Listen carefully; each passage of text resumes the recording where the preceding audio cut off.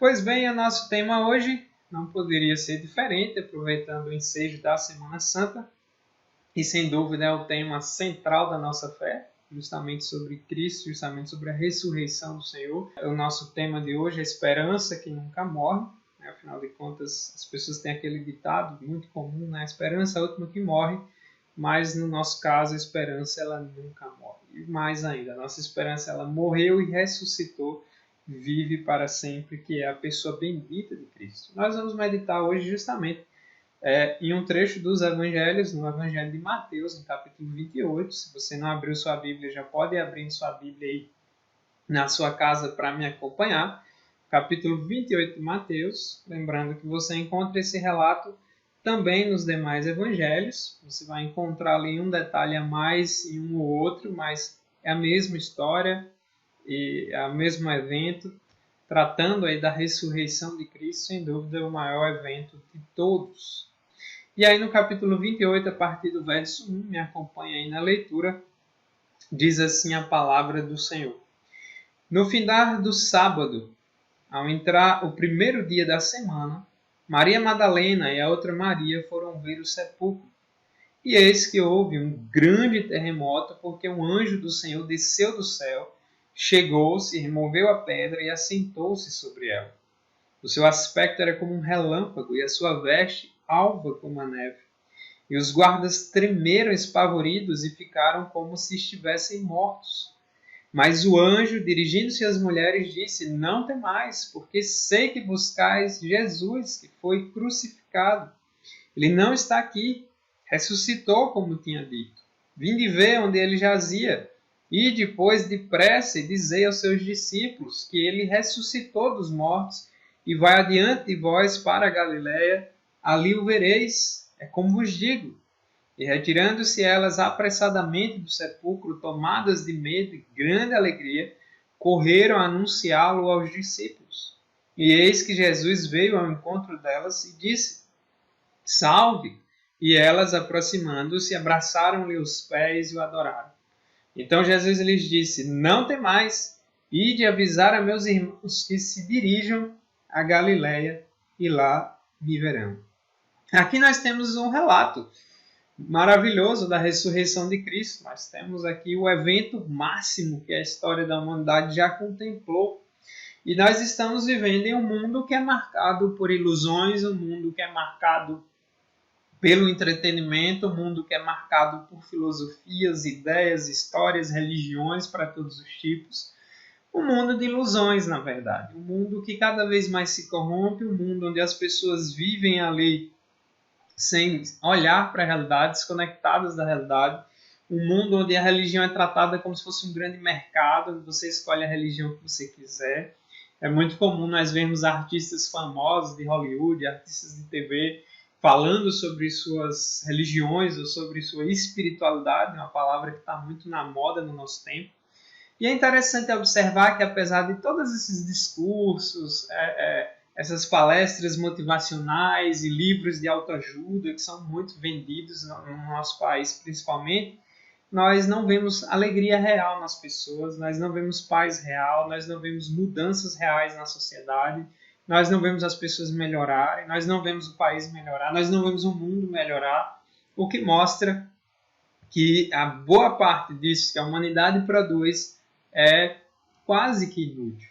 Nós estamos vivendo um período histórico, um período marcante para toda a humanidade, onde muitos países estão aí, a maioria dos países envolvidos na questão de uma pandemia, e nós vemos um silêncio de filósofos, nós vemos um silêncio de vários outros religiosos, de discursos muito positivos que eram passados o tempo inteiro na TV, paira o silêncio.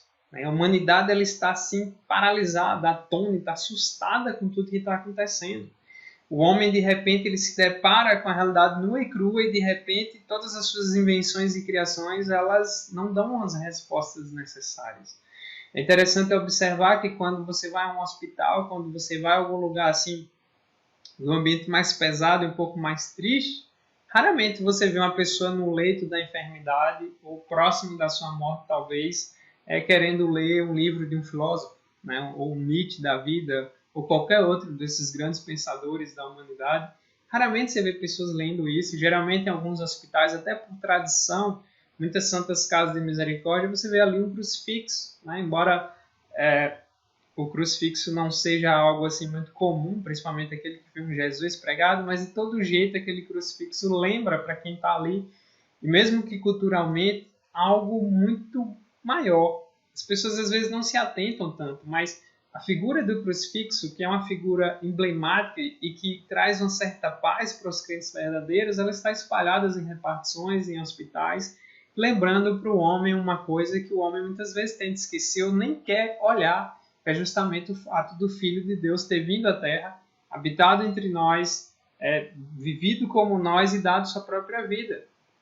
E aí, de repente, nós nos deparamos com o Evangelho, nós nos deparamos com Cristo, nós nos deparamos com a realidade.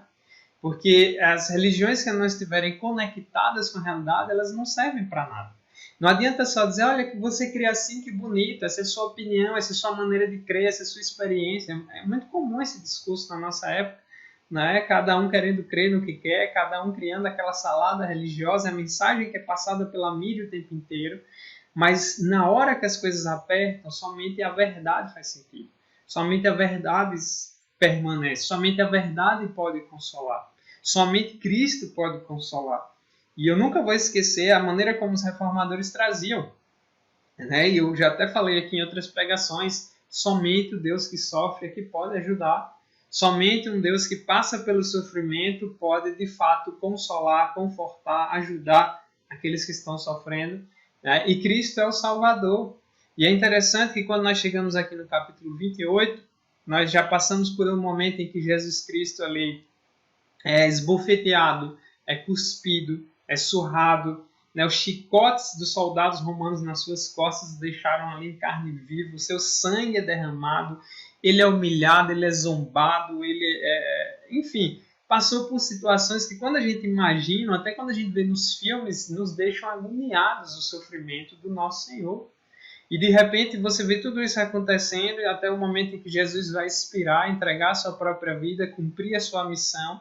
Aí então ele é sepultado, o seu sepulcro ali tem guardas romanos, porque os judeus e os religiosos judeus, principalmente fariseus e outros, eles, no verso 64, capítulo 27, que a gente não leu, eles dizem assim, eles foram lá pedir para que houvesse guarda e tal, porque ele havia dito que ressuscitaria ao terceiro dia.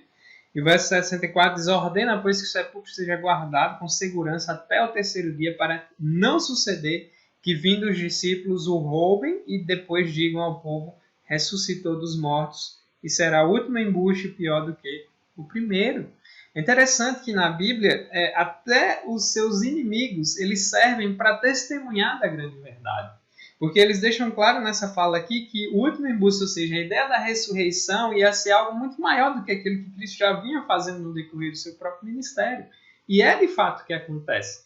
Você tem os inimigos ali zombando, você tem os apóstolos estavam desnorteados aqui nesse momento, os discípulos estavam em silêncio, assombrados dos judeus ali nas suas casas, imaginando que tudo tinha se acabado, que a esperança tinha finalizado. A ideia da ressurreição ela era impactante para qualquer religião da época, qualquer pensamento da época, não era comum. E embora Jesus tivesse dito a eles várias vezes, eles não compreenderam. O Evangelho de João mostra isso para nós. É uma verdade que eles só vão entender mesmo depois que ela acontece. Mas eles estão aqui totalmente cabisbaixos, totalmente sem norte, como aquelas formiguinhas que na sua trilha, quando a gente passa o dedo e apaga a trilha, elas ficam todas desnorteadas. Era assim que os discípulos se encontravam nesse momento. Agora acabou tudo, nosso mestre se foi, nada mais faz sentido. E estavam totalmente desanimados.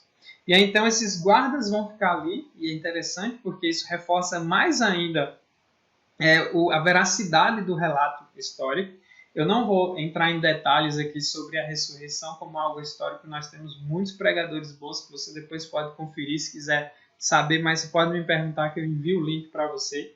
Mas é um fato histórico. Há um relato aqui, está registrado aqui para nós e pessoas testemunharam isso.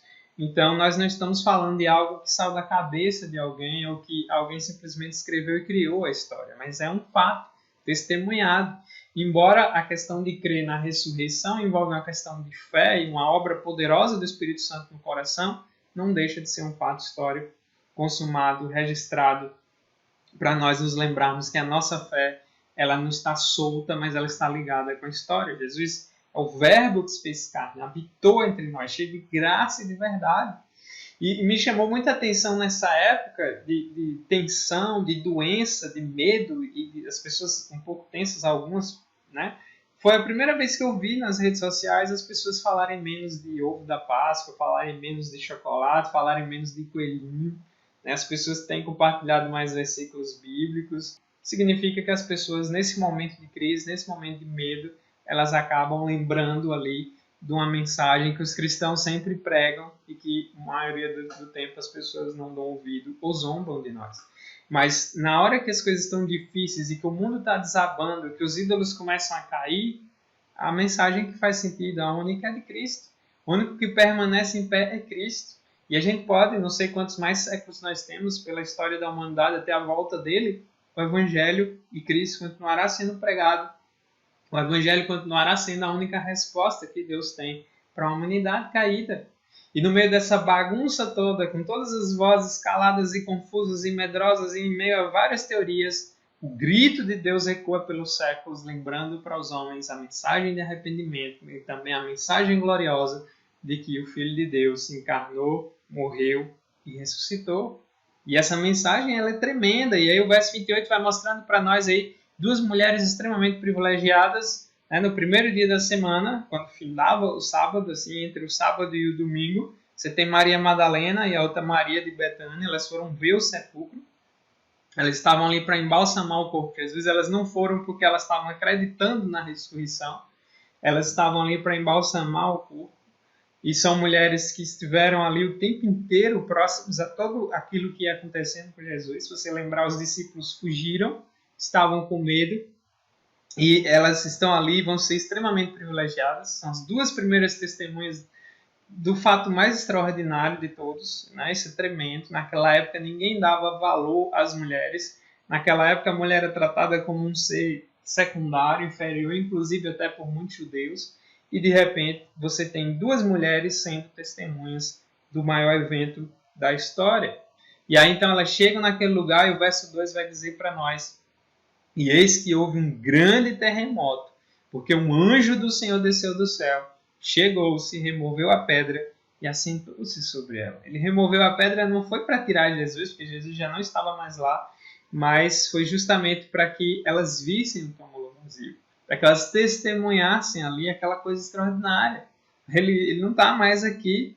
E é interessante ver como, né, Deus contraria todas as expectativas. Por isso que andar pela fé não é você simplesmente negar a razão ou a ciência, até descobertas importantes da humanidade, mas é você submeter a razão sempre à questão da fé. Porque tem muitas coisas que os olhos não podem ver, que estão além da nossa capacidade de imaginação, e uma delas é a realidade sobrenatural, é a realidade espiritual, é a ação de Deus na sua criação. Ele cria, sustenta, governa tudo e atua quando Ele quer, na hora que Ele quer. E aqui você tem um anjo, e os anjos são figuras que estão a serviço de Deus e aparecem em momentos especiais. Você vai ter no nascimento de Jesus a figura do anjo Gabriel anunciando, o mensageiro de Deus levando a boa nova dali, né, de Emmanuel, Deus habitando conosco, é Jesus. E agora essas duas mulheres têm esse privilégio de verem ali pela primeira vez esse momento.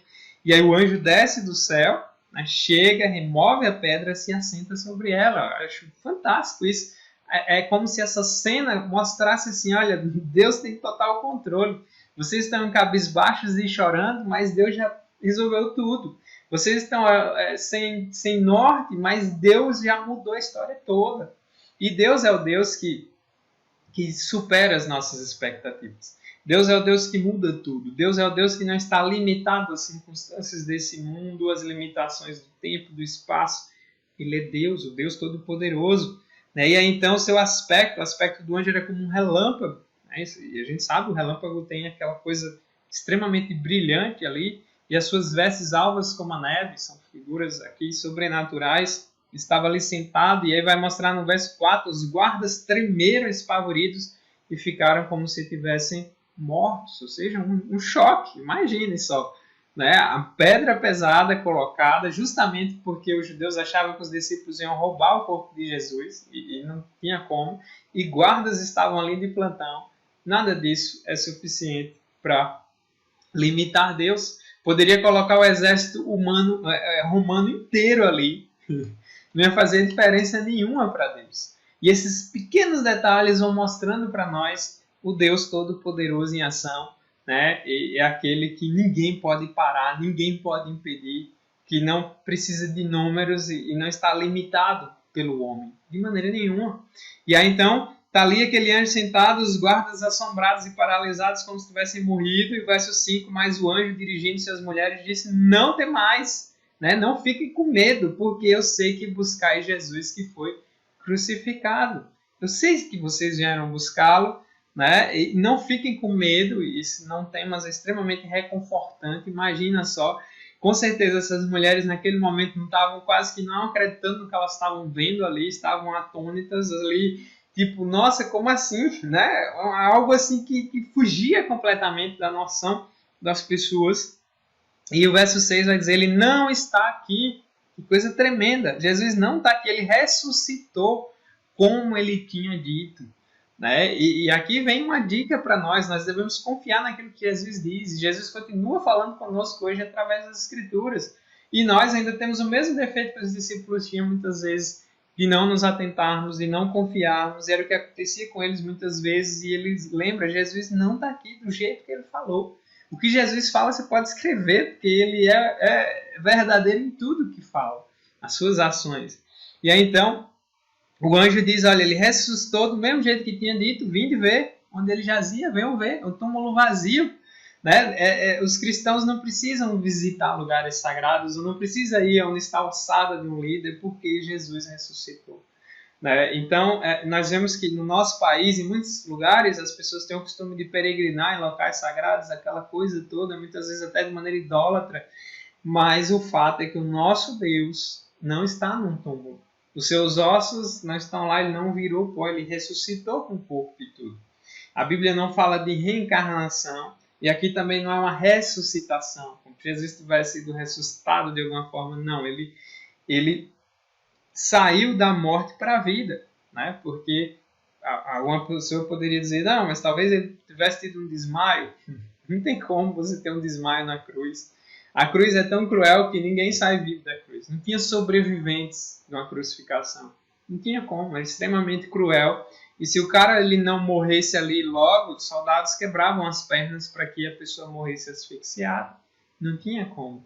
Alguém passar pela cruz e voltei, escapei como num filme. Isso era impossível. Então, o túmulo vazio está aqui diante delas. Né? Jesus não está aqui. Jesus não está no meio dos mortos. A esperança não morreu com ele. Ele não morreu, ele vive. Né? Venham ver onde ele jazia. E aí, o verso 7. E depois depressa, dizei aos seus discípulos. Vão, espalhem a notícia. Interessante que tem uma série de verbos dando uma espécie de um degrau. Venham ver. Agora vão e digam. De uma certa forma, tem a ver com a dinâmica do Evangelho. Né? Vejam, conheçam a Cristo e agora anunciem a Cristo.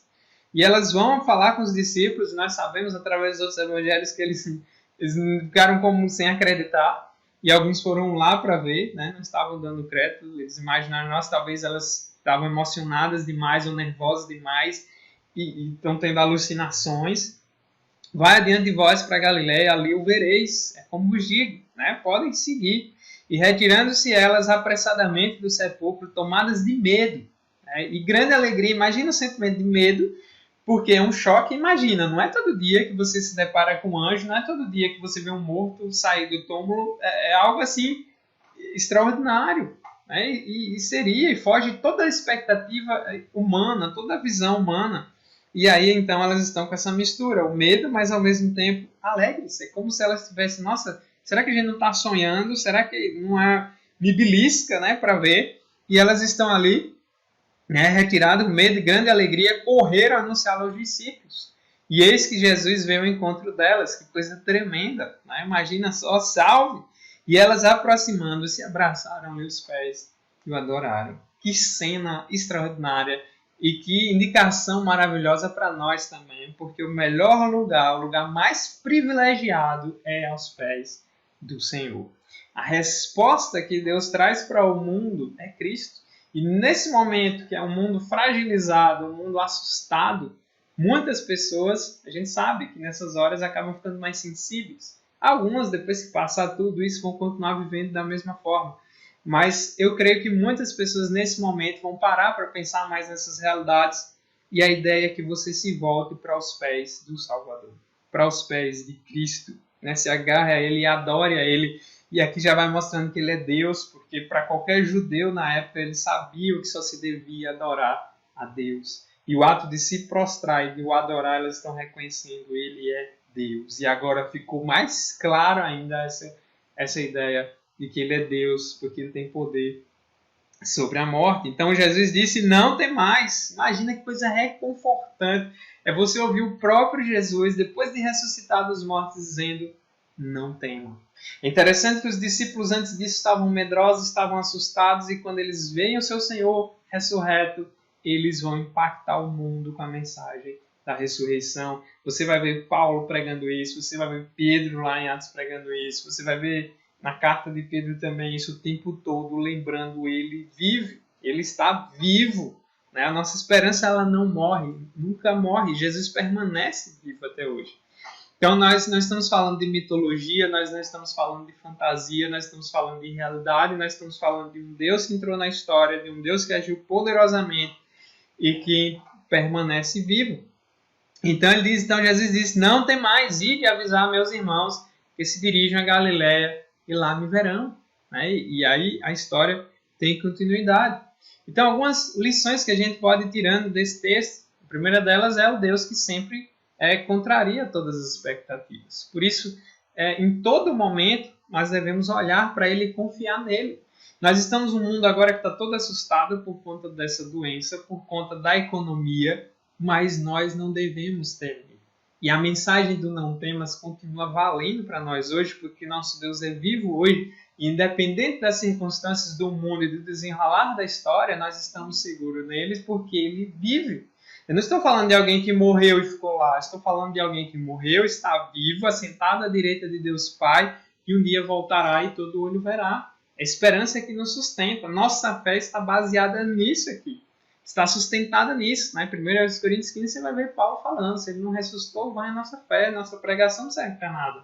Então se sustenta nisso. Você pode olhar até hoje. Não tem um incrédulo, um cético que conseguiu provar que isso não aconteceu. Não tem como.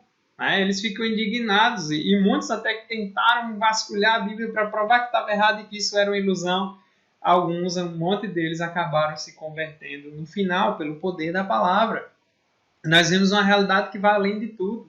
Deus atua na história, Deus direciona as nossas vidas, Deus faz com que as coisas aconteçam no seu tempo. É interessante que em Cristo os céus e terra se encontram. É em Jesus que, vamos dizer, Deus e o homem se reconciliam.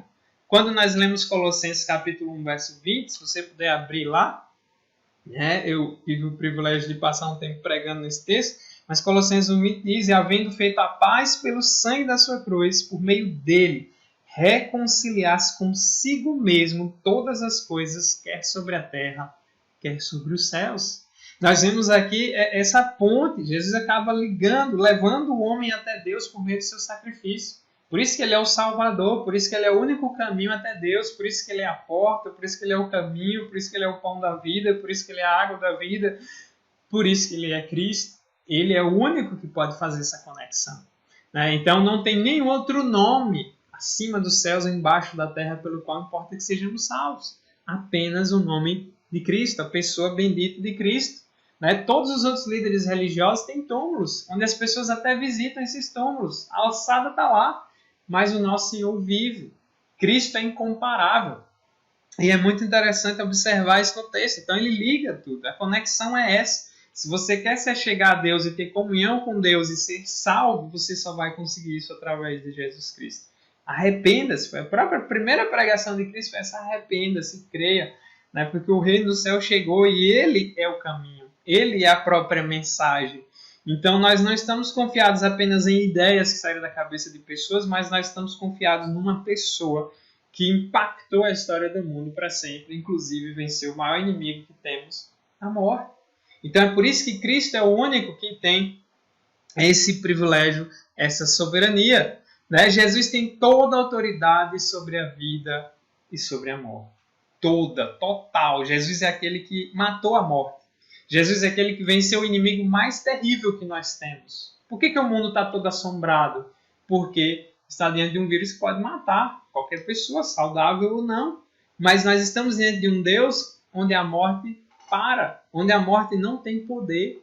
E aí então quando Jesus faz isso, ele está deixando claro que ele é Deus e ele tem todo o poder e todo o controle sobre a morte e sobre a vida. Ele é a única esperança nossa, tanto na vida quanto na morte. Por isso que a única mensagem que faz sentido e o único poder que tem para transformar e consolar o coração do homem num leito da enfermidade é a palavra de Deus, é a pessoa bendita de Cristo. É Ele quem vai consolar, Ele quem vai confortar. Nessas horas de dificuldade e de doença, você não vê muitas pessoas querendo ler Marx, Nietzsche, Freud, essa galera que influencia a história da humanidade. As pessoas elas acabam se voltando, mesmo muitas das vezes até de maneira falsa, mas elas acabam querendo ouvir algo nesse sentido. Como Pedro, para onde iremos nós se só tu tens as palavras de vida eterna? Todas as coisas dos homens elas desmoronam, as ideias políticas, tudo mais não faz sentido. Nós estamos vivendo uma época em que os homens se perderam completamente, mesmo no meio da confusão, as pessoas estão perdidas, porque tudo aquilo que elas confiavam começa a se desmanchar como água, como areia nas suas mãos, e nós estamos diante do Deus que é sólido, até porque é a figura de uma rocha. Então, na hora da tristeza, na hora da doença, na hora da angústia, na hora dos problemas, o único caminho, o único que pode satisfazer o coração do homem, preencher as necessidades da nossa alma, é Cristo. Não tem outro. É por isso que Ele é o único que pode, de fato, consolar, né, ajudar até na hora da morte. Eu sei que é chato falar disso, ainda mais nesse momento, mas quando olhamos para Cristo, a morte ela perde a graça, ela perde todo o seu temor, porque nós estamos com um Deus que diz: eu sou a ressurreição e a vida, e quem crê nele não morrerá. Ou seja, mesmo passando por esse processo temporário da morte, ainda assim nós estamos seguros nele, e a melhor coisa que temos. Então, ele tem poder sobre a vida, tem poder sobre a morte. É ele quem faz viver e é ele quem tem o poder para fazer morrer, e por isso Cristo é o Todo-Poderoso, o Senhor absoluto. Jesus tem poder também sobre o pecado. Se a gente abrir primeiro aos Coríntios, que a gente não leu, mas que é um trecho que é importante você também lembrar hoje, 1 Coríntios 15, onde Paulo argumenta sobre a ressurreição de Cristo, lembrando que foi testemunhado não só por aquelas duas mulheres, mas depois teve vários outros irmãos da época que também viram, e mais de 500 pessoas, inclusive o próprio Paulo, também viram. Então é impossível que essas pessoas estivessem malucas, não tem como, não foi um só ou dois que viram, foram mais pessoas que testemunharam. Mas em 1 Coríntios 15, verso 55 em diante, ele diz assim: onde está, ó morte, a tua vitória? Cadê você, morte? Onde está, ó morte, o teu aguilhão? O aguilhão é como um ferro que se usava para ferrar boi, ou animais mais bravos. Cadê, morte, o seu poder todo diante de Cristo? A coisa mais tenebrosa de todas diante de Cristo perde completamente a sua força. O aguilhão da morte é o pecado, verso 56, e a força do pecado é a lei.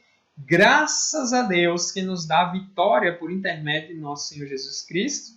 Portanto, meus amados irmãos, sede firmes e inabaláveis, sempre abundantes na obra do Senhor, sabendo que no Senhor o vosso trabalho não é vão. Trecho fantástico. Cadê, morte? Você, por meio de Cristo, nós somos vitoriosos. E Ele pode nos livrar dos piores problemas e das piores pragas desse mundo, mas se for para a gente morrer também, estaremos seguros, porque o nosso Deus venceu a morte. Então, isso traz consolo e conforto nas tribulações e até no meio do vale da sombra da morte, como usa a figura do salmista. Então, ele tem todo o poder sobre o pecado. A Bíblia também mostra que ele tem todo o poder sobre os principados e potestades, ou seja, Satanás, os demônios. Todos esses seres espirituais malignos também estão debaixo do poder do Senhor Jesus Cristo. Então perceba que os piores inimigos que temos, todos eles são nada perto do poder do soberano. Aquele que sustenta todas as coisas e que pela sua própria palavra faz com que as coisas parem ou aconteçam.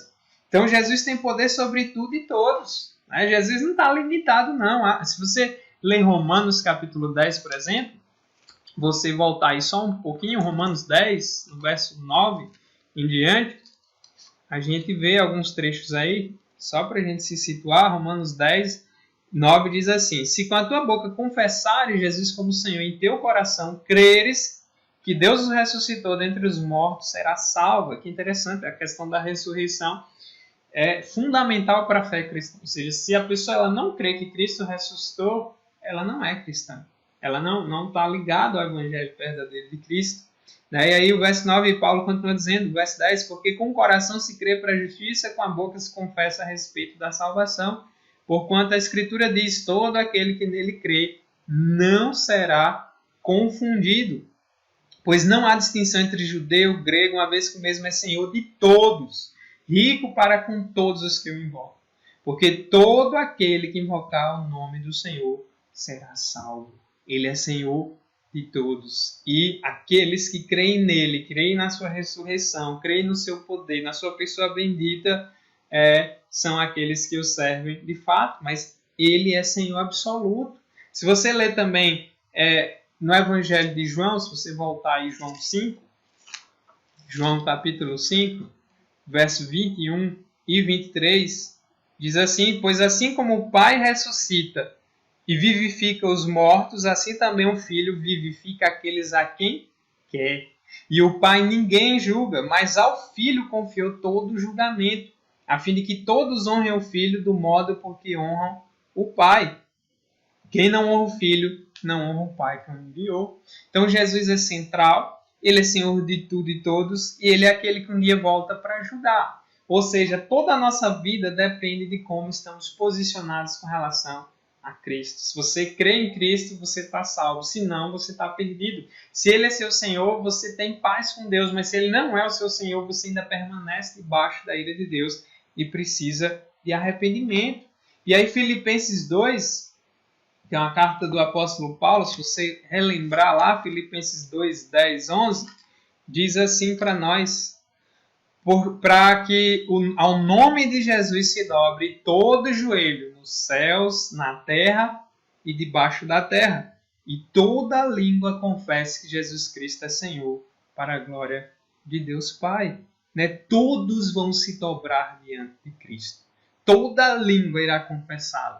Alguns se dobrarão porque o amam, o temem, o adorem, o servem, o farão com todo o prazer por estarem aos pés do Salvador. Mas muitos também irão se dobrar como vencidos, como pessoas incrédulas que simplesmente tiveram rebeldes contra ele. Infelizmente, muitos permanecerão nessa condição. É por isso que é necessário que Cristo seja pregado, que Cristo seja exaltado, porque ele é tudo. Não tem como, quando você olha para Jesus Cristo, e você olha para as outras religiões, e os rituais que elas ensinam, e as coisas todas, e você olha para a pessoa bendita do Filho de Deus, elas não perdem totalmente a graça. Quando você olha para os túmulos dos líderes religiosos e imagina que eles viraram pó como qualquer pecador simples como nós, e você olha para o Filho de Deus que venceu a morte, não tem como comparar.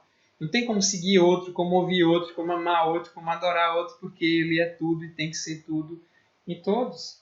E por fim, olhando para Cristo e a sua obra de ressurreição, o seu poder e a sua soberania, uma coisa também é muito forte na pessoa do Senhor, que é o fato dele nos amar, o maior amor de todos. Abre Gálatas aí, capítulo 2, verso 20. Se você abrir Gálatas 2, 20, lá tem um pequeno trecho que mostra para nós isso. O apóstolo Paulo diz assim, Gálatas 2, 20, logo já não sou eu quem vive, mas Cristo vive em mim. E esse viver que agora tenho na carne, eu vivo pela fé no Filho de Deus. É o que ele diz no final do verso 20, que me amou e a si mesmo se entregou por mim. O maior amor de todos. Ultrapassa o amor de mãe, ultrapassa o amor de pai, ultrapassa qualquer noção de amor fajuta que a humanidade criou também para outras coisas. É um amor tão grande que ele se entregou por nós. Ele cumpriu tudo isso por nós. Ele encarnou para que nós pudéssemos ter vida. C.S. Lewis, um grande pensador cristão do passado, dizia assim: o Filho de Deus fez homem para que os homens pudessem se tornar filhos de Deus. Só é possível se tornar um filho de Deus através de Cristo. Só é possível ser salvo e descansar em paz no final através de Cristo. Só é possível ter paz com Deus através de Cristo. A única mensagem de esperança real para esse mundo cheio de ilusões é Jesus Cristo. O único fato que vai fazer todo sentido até o nosso último suspiro é a verdade maravilhosa de Cristo. Ele ressuscitou, ele vive e reina para todo sempre e voltará, e de maneira que todo olho verá. E esse Cristo que nós pregamos, esse Cristo que temos que pregar, esse Cristo que temos que nos apegar, e independente da época que vivemos, com pandemia ou sem pandemia, em tempos mais pacíficos, em tempos mais complicados, Cristo é e sempre será a única esperança. Cristo é e sempre será a única saída. Cristo é e sempre será a única resposta que Deus dá para nós, a resposta maravilhosa e bendita do Verbo que se fez carne, habitou entre nós cheio de graça e de verdade. Por isso que nós devemos lembrar do Cordeiro de Deus que tira o pecado do mundo. Nós devemos lembrar do Senhor bendito. Nós devemos lembrar nesse tempo que coelho não faz sentido nenhum, ovo não faz sentido nenhum, nada mais faz sentido nesse mundo bagunçado. Mas a verdade do Senhor permanece.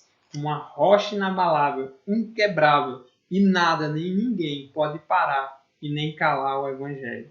Ainda que matem os cristãos, a mensagem do Evangelho permanece. Ainda que os cristãos sejam perseguidos, como acontece na China, na Coreia do Norte e em outros países mais complicados, o Evangelho ele não fica preso, o Evangelho ele não pode ser parado, o Evangelho vai chegar onde tem que chegar pelo poder e para a glória do Senhor. Isso é tremendo. Então, mesmo que o mundo sacuda, mesmo que as ondas subam, mesmo que tudo se acabe ao nosso redor, a rocha inabalável de Cristo, o trono inabalável do Senhor permanece. E Ele reinará para sempre sobre tudo e todos. Que Deus ajude a gente a lembrar disso sempre, a guardar isso no coração sempre, a crer nisso com todo o nosso ser. Porque eu lhe digo, a única esperança é essa. A única saída é essa. O único que você tem que dar crédito, entregar sua vida totalmente, é a Cristo. Você estará bem guardado, você estará em boas mãos. Ele te direcionará, te transformará, te purificará e te apresentará ao Senhor de maneira pura, santa, como só Ele poderia fazer.